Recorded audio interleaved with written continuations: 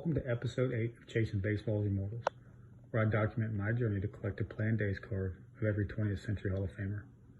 Today I'm spotlighting Joe Morgan and his 1965 Topps rookie card. Morgan, one of the key contributors to the Cincinnati Reds' Big Red Machine dynasty of the 70s, makes his cardboard debut alongside Sonny Jackson on the Houston Rookie Stars card. Joe Morgan was born in 1943 in Bonham, Texas, and grew into one of the greatest second basemen the game has ever seen. He broke in with the Houston Colt 45s as a 19-year-old. Even early on, he displayed the traits that would define his career. Yet it wasn't until 1972 that his career really took off after being traded to Cincinnati. With the Reds, Morgan became the heartbeat of the Big Red Machine, winning back-to-back MVP awards in 75 and 76, and helping the team win 2 World Series. By the time he retired, he had more than 2,500 hits, 689 stolen bases, and a .392 on-base percentage. One of the most complete players in baseball history, he was inducted in the Baseball Hall of Fame in 1990 in his first year on the ballot. Morgan is often overlooked in the game by historians and collectors. Perhaps it's because his numbers don't jump off the page, or of his small stature. He didn't get 3,000 hits, or bat above 300 for a career.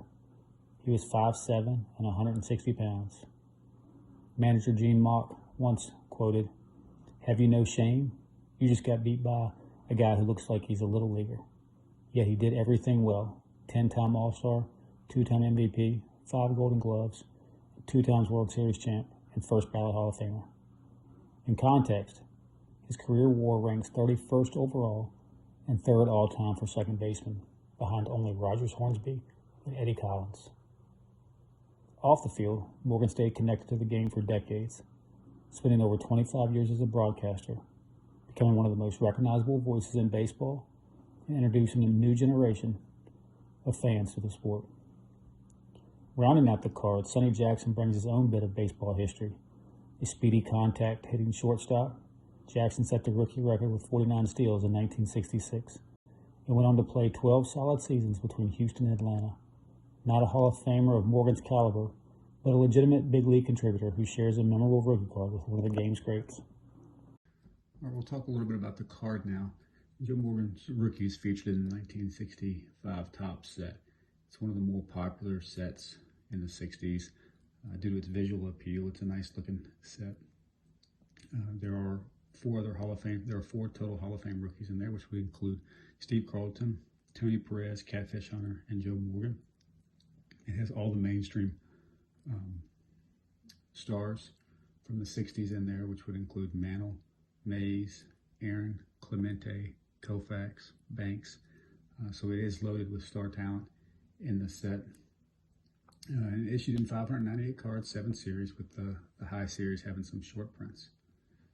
The Joe Morgan specifically is a fairly high pop count card. There's up to 7,500 graded by PSA and SGC, so it is a attainable card for collectors looking to have a high quality vintage Hall of Fame rookie. So we'll look at my example. Here's my example of Joe Morgan's rookie.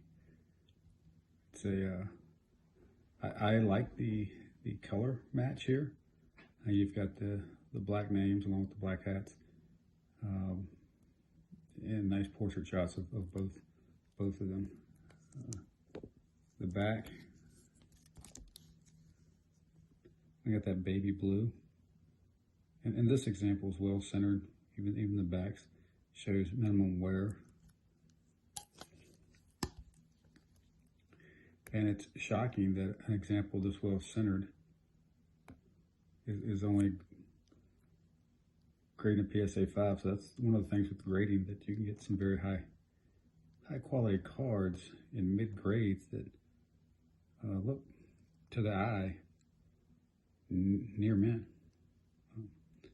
So this example I paid $95, which is just about the going rate, and to have a card that's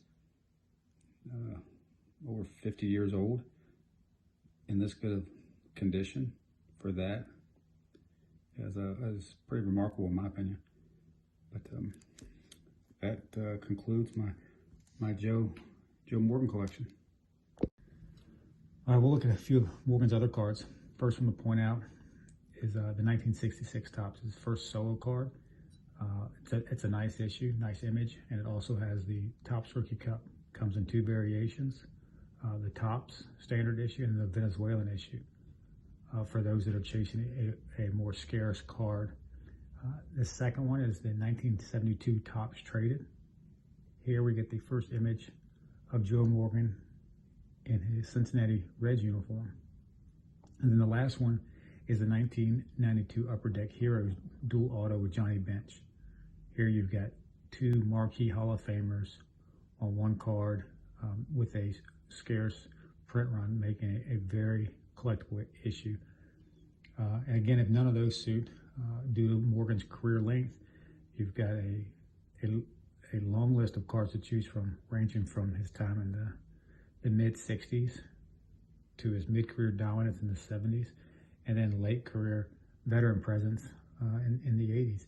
So quite a bit of choices for collectors to choose from if you want a Joe Morgan card. On deck in the next episode, I'll be spotlighting the 89 Upper Deck Randy Johnson, one of the marquee sets in the hobby, and picturing the rookie of one of the most dominant pitchers the game has seen. Look forward to seeing you then. If you've got anything that I could add, or you'd like to see added to these videos to help further highlight these players and these issues, leave a comment below, and I'll see you then. Thanks.